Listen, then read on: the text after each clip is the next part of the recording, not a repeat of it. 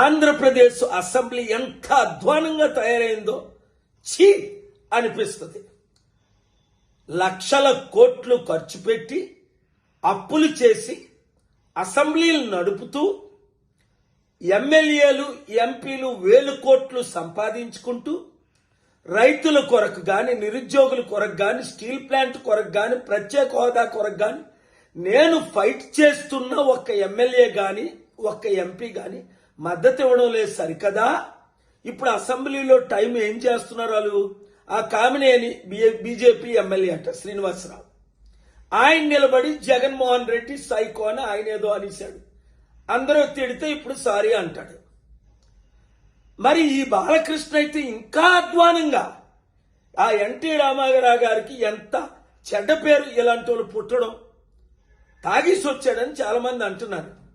ఒక తోటి యాక్టర్ అయిన చిరంజీవిని ఇంత ఘోరంగా తిట్టడం రైట్ కాదు కదా. పాలసీ మీద నేను కూడా మాట్లాడతాను. ఇప్పుడు పవన్ కళ్యాణ్కి జ్వరం వచ్చేసింది అది దెబ్బకి. మరి నిజంగా జ్వరం వచ్చిందో ఈ తట్టుకోలేక తప్పించుకున్నాడు. ఎందుకంటే చంద్రబాబు నాయుడు కొరకు రోడ్ల మీద పడుకొని ఒక్క ఓటు చేల్చకూడదు, జగనే నా శత్రు అంటే అన్నయ్యను తగట్టు పెడతా, ఒక అన్నయ్యకి ఎమ్మెల్సీ తీసుకుంటా, ఒక మంత్రి పదవి తీసుకుంటా. ప్రజల సమస్యలు గాని పట్టించుకోరు మీరెవరును. ప్రజలకు కూడా బుద్ధి లేదు. ఒకసారి ఆలోచించండి.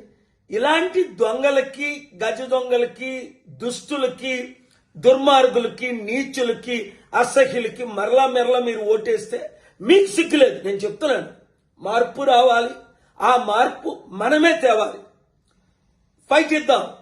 ఈ వీడియో వారిని చిత్తుగా ఓడించినంత వరకు అందరూ వైరల్ చేయండి. Thank you very much.